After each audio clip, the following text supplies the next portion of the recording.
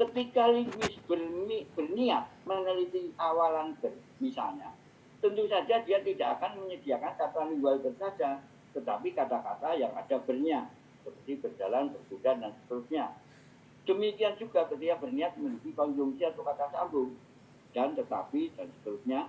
Linguis tidak hanya akan menyediakan berbagai satuan lingual konjungsi, melainkan frasa atau kalimat yang ada konjungsinya.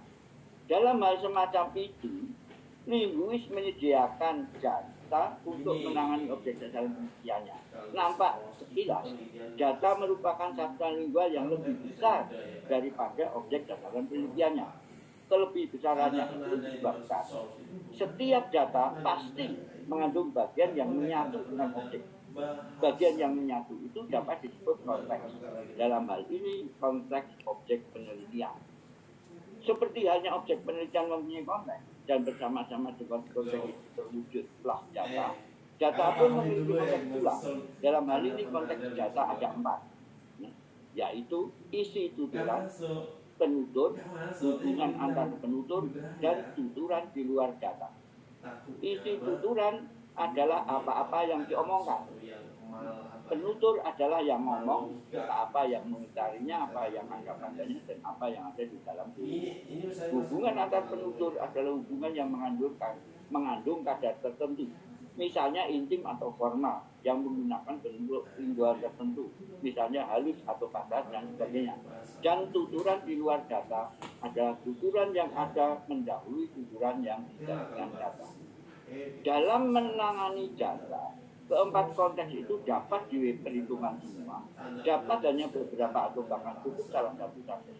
Jika yang diteliti bentuk tidak eksis, misalnya seperti aku, kamu, ini, itu, sini, situ, dulu, tadi, nanti, maka isi tuturan dan penutur layak diperhitungkan. Lantas bentuk-bentuk diksi semacam itu diidentifikasi sebagai bersifat PK konteks atau konteks sensitivity.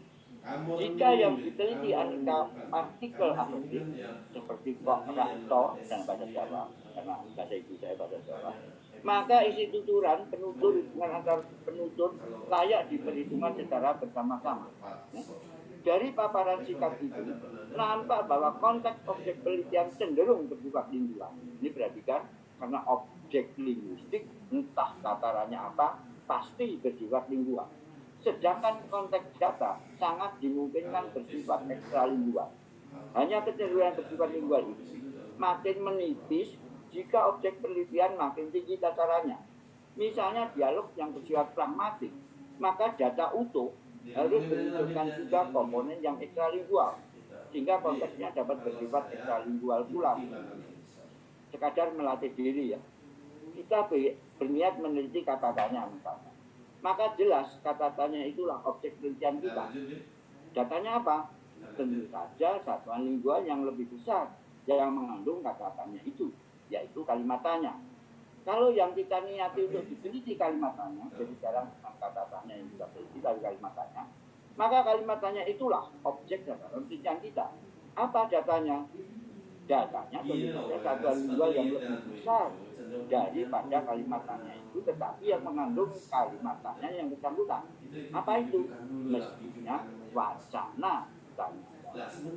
Nah, kalau yang kita teliti wacana tanya jawab, pastilah wacana tanya jawab itu objek dasaran penelitian kita. Lalu datanya apa?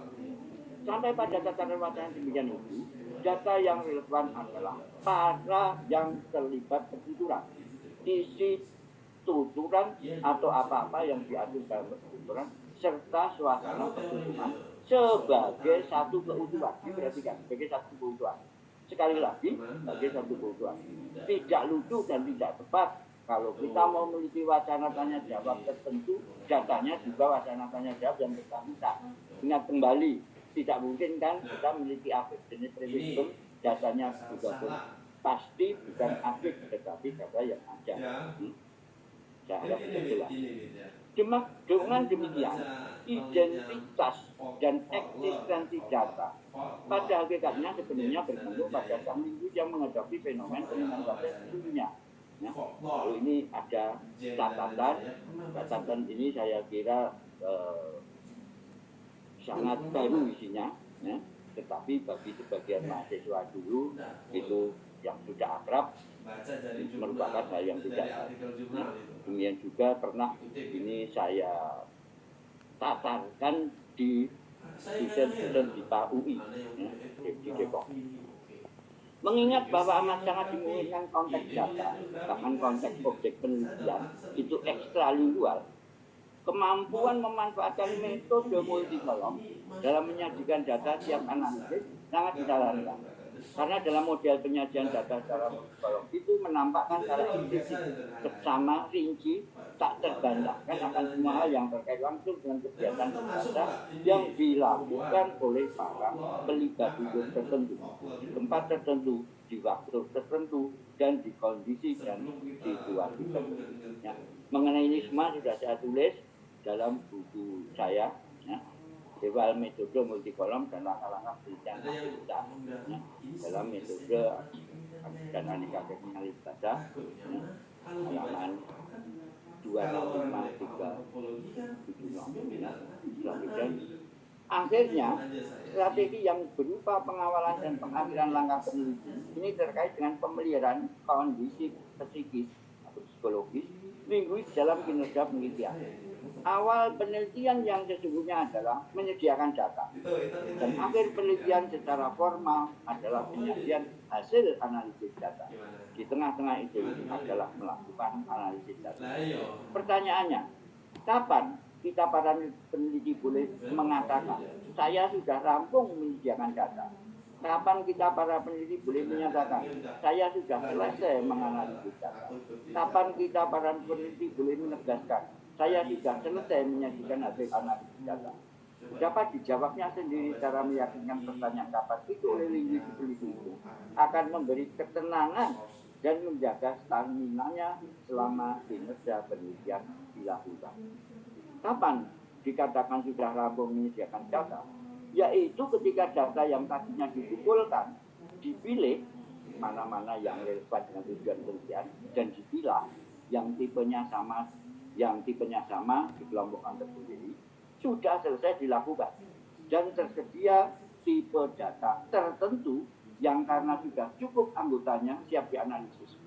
Dalam hal ini, pengertian sudah cukup dimengerti sebagai tidak signifikannya lagi ditambahkan data lain dalam tipe tertentu yang sudah jenuh anggota. Lalu, kapan dinyatakan sudah selesai menganalisis data? Yaitu ketika kaidah yang dicari sudah ditemukan, lepas dari masalah banyaknya kaidah yang ditemukan. Ya, mengenai hal ini, saya menekankan pada konsep kaidah. Karena penelitian bahasa sebenarnya puncaknya adalah menemukan kaidah dari peristiwa kebahasaan yang kita teliti.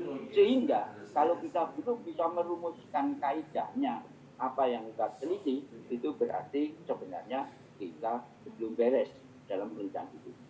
Kapan bisa ditegaskan penyajian hasil analisis data itu dikatakan selesai? Yaitu ketika jenis-jenis kaidah, hubungan antara kaidah, serta lingkup jangkauan berlakunya kaidah itu telah diketahui. Jadi menghasilkan kaidah atau menemukan kaidah itu sebenarnya ada 3 konsep di dalamnya. Pertama itu dipaparkan atau disajikan jenis-jenis kaidah. Kemudian dipaparkan hubungan antar kaidah yang ada itu. Lalu kemudian juga dipaparkan lingkup jangkauan berlakunya kaidah itu. Nah, demikianlah tentang 6 strategi deskripsi bahasa-bahasa Nusantara. Sebagai penutup, perlu saya judulkan 2 catatan. Catatan pertama, disebutkannya bahasa-bahasa Nusantara di sini terkait dengan skala prioritas. Sesungguhnya, strategi yang 6 jumlahnya itu bisa juga digunakan untuk pegangan dalam penelitian bahasa-bahasa di luar Nusantara pula. Bahasa dimanapun, asal bahasa itu dimaksud, bahasa verbal keseharian yang masih digunakan oleh masyarakat pemiliknya. Adapun kata bahasa Nusantara secara khusus dapat pula dibaca bahasa Indonesia. Itu catatan pertama. Catatan kedua, ini yang terakhir, terkait dengan kegunaan sebagai pegangan dalam penelitian. strategi yang 6 jumlahnya itu dengan penyesuaian tertentu bisa juga dimanfaatkan ketika objek yang diteliti sosok-sosok maujud budaya tertentu. Jadi bukan hanya bahasa. Mengapa demikian? Alasannya adalah adanya saling keterikatan bahasa verbal dengan sosok-sosok maujud budaya yang ada. Bahkan bukan hanya saling terikat dengan segala kadarnya, melainkan bahasa itu sendiri juga salah satu sosok maujud budaya. Jadi logikanya semacam itu, sehingga kalau ini betul-betul diperhatikan dan diterapkan, maka tidak hanya bisa diterapkan untuk penelitian bahasa, tetapi untuk penelitian aspek-aspek budaya yang lain. Hanya mengenai hal yang terakhir itu penjelasannya membutuhkan waktu yang cukup di luar kesempatan pertemuan. Saya kira itu saja yang bisa saya gunakan. Ya. Selanjutnya saya kembalikan kepada ibu moderator. Moga-moga semuanya ada manfaatkan dan kurang lebihnya saya minta maaf. Terima kasih.